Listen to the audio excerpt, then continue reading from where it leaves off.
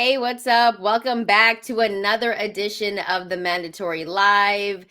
Remember, if you like the content, hit that like and subscribe button. Also, follow us on our social media channels. We're at the Mandatory TKO, and we're also on the audio side. So you can find us there as well. If you got a couple of minutes, leave a rate and review because that always helps the channel grow as well. And for everyone that's already done that, thank you so much for rocking with the show. Naoya Inoue is a minus 8,000. And Ramon Cardenas is a plus 1,600. Ramon Cardenas has been knocked out before, if I'm not mistaken. But he's been on a little bit of a tear. He's been winning. But against a guy like Naoya Inoue, can he get it done? No. Is this under 6? Is this under 6, Brian? When was Ramon Cardenas the last time he got knocked out? Let's see. I think people were disappointed. It was a while ago. It was a while ago. People were disappointed by this opposition too. He hasn't been knocked out before. He's been dropped, I think. He lost by decision against Danny Flor. Oh, okay. It was one of them tough Mexican dudes who has like a journeyman record but could actually catch you slipping. Mexico has a lot of these dudes who are like 14-6, 16-10 that they've knocked out like guys at the level of Isaac Cruz. You know what I mean? Like they've beaten guys like that. Like if you look at some of the fights for like the Mexican national championship or whatever, like this is really, really deep in the weeds here. Like even Isaac Cruz. So he was 5-0. His first loss was to Luis Montano Alvarez. Yeah, might be Montano, who was 10-5, who has fought for also the Mexican championship, and I forget if it was lightweight or super featherweight. No, it was super featherweight, and famously lost to, not famously, but lost to Edwin de los Santos. Got knocked out by him a few years ago. Okay, Naoya Inoue is probably going to beat the shit out of Ramon Cardenas, and Ramon Cardenas, with all due respect, because he's been on a very good winning streak. He beat Brian Acosta last time out in February, but as long as Naoya Inoue is Naoya Inoue, like I don't think this is going to be that close. Ye Jun Kim was a replacement opponent because they couldn't get the Sam Goodman fight off the ground because Sam Goodman couldn't stop getting cut.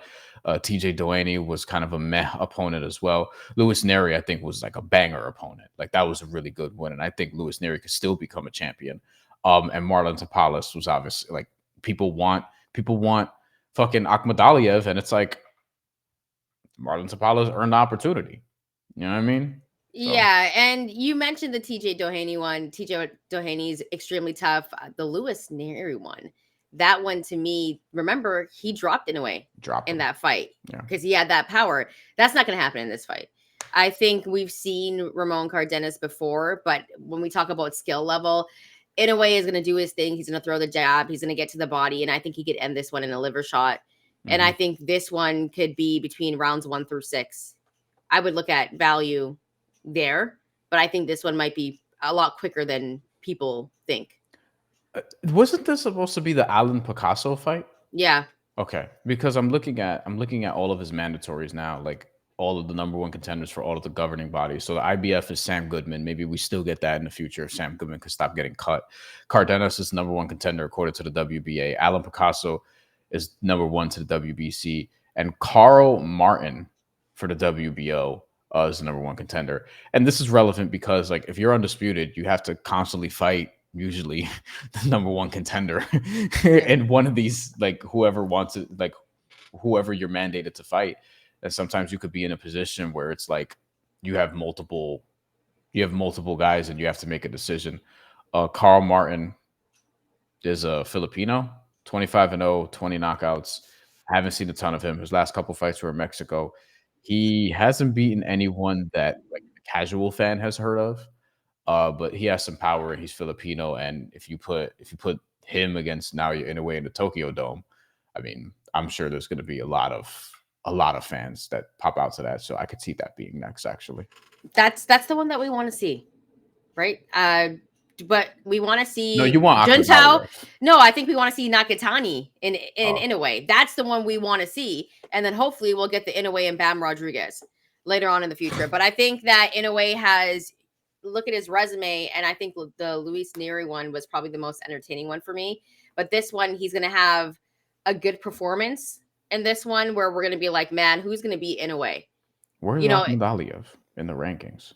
Is he not even... Is he even ranked at this point? No, he must be ranked, but I mean, he's not in the top 5. I'm not seeing him at all. Did he? Are they? They can't be classifying him as a featherweight now, are they? They might be. But he hasn't fought at featherweight. I'm not seeing his name at all. Hey, Devin Haney hasn't either, but apparently he's the number 1 contender. You So know anything can what? happen. Check the WBA. Actually, I don't even think that BoxRec even looks at the WBA, but he might.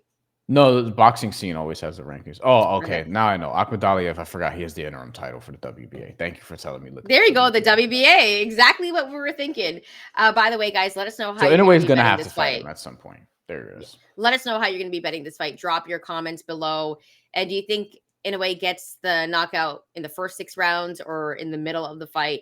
And if you're rocking with Ramon Cardenas and we're sleeping on him, let us know. Drop your comments. Bryan, any final thoughts before we get out of here? Let's read a couple of comments before we go. Yeah, I think a lot of these fights are gonna be one-sided.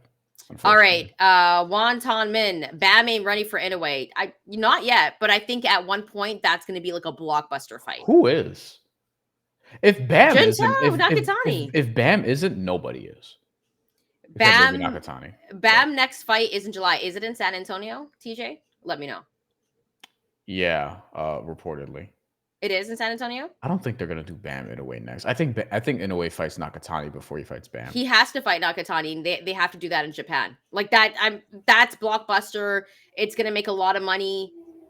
I don't see how you don't have that as Inoue's next fight, but I do think we do get Bam and Inoue. But I agree, like we got to see more from Bam. Let's go. I don't know if we get Bam in a way because Bam has to come back up. And then it's going to be a few years. It's going to be like 2 years at least. In a way, he's probably going to go to featherweight at some point. Hopefully, I mean, that's where you cap off because I don't think he goes to 130, dude.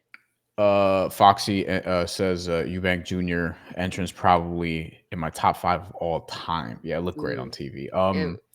Don't want to see immediate rematch though. Those type of fights take a lot from a fighter. Yeah, I got nervous when I started seeing, oh, this might happen in September, and I'm like, I mean, that's a while, but you know, like I agree. I kind of almost want to see both of them go in different directions first.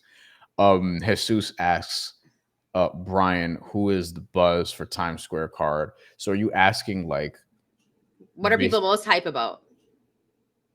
I don't know. What's the buzz like around the city or Times Square? Jalen Brunson. Oh, that's the buzz around the city. The Knicks. Okay. People in this city don't give a shit about the Times Square card like that. Like I know the Saudis and Ring Magazine and DAZN will act like all of New York cares about this, but like they're all going to Knick games. Yeah, I mean they're going to Met games, they're going to Yankee games, they're eating outside because it's nice out. You know what I mean? I'm sure there will be people there for the Times Square card, and they're gonna fluff the number because what's gonna happen is they're gonna be like, oh, there was this many people in attendance, quote unquote, even though like the setup of it is not gonna be something you attend. It's like they're gonna count even passersby walking around like, who the fuck is that?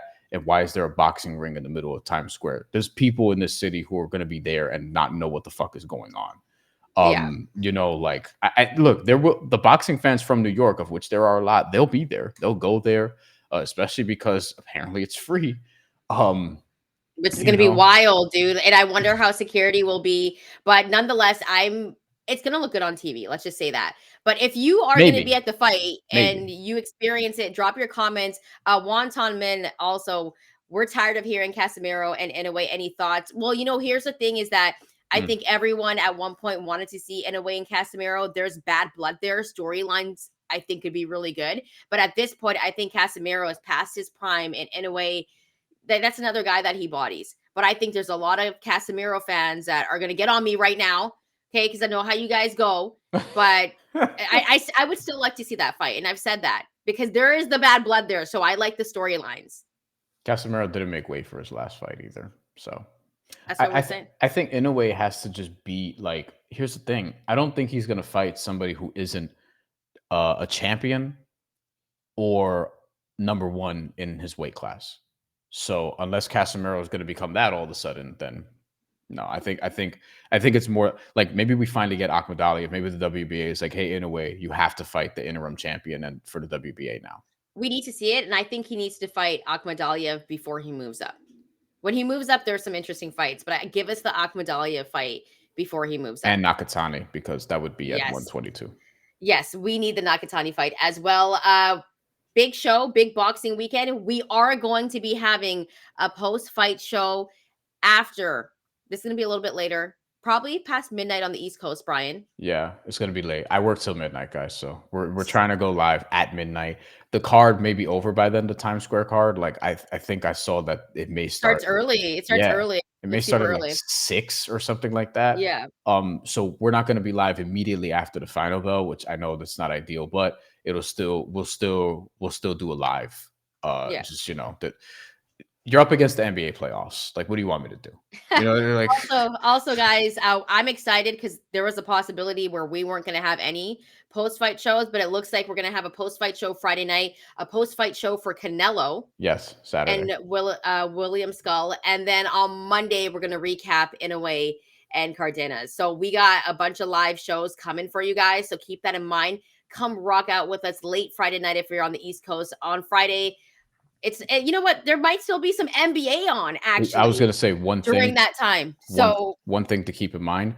If the Knicks fuck around and lose game 6, which they shouldn't, the post-fight show will be in jeopardy because I will have to do Knicks game 7 from the New York Post studios. Well, here's the thing, guys. If it's a game 7, I won't even be here because, as you know, I'm a Knicks fan too. So listen, I'm doing my best to make sure that we're able to do these post-fight shows. And by the way, guys, every time you join us, and that's big for us. We love doing these live shows and we do it for you. And we love the fact that you guys leave comments because interacting with you guys is probably the best part about doing this. Yes. So make sure to come rock out with us Friday night, possibly Saturday as well. And then Monday, we are going to be having a live show. Thank you for everyone that joined us on this Wednesday morning or afternoon. If you're on the East Coast, drop your comments, by the way, hit that like and subscribe button, and we will be back with you Friday night after one of the biggest nights in boxing.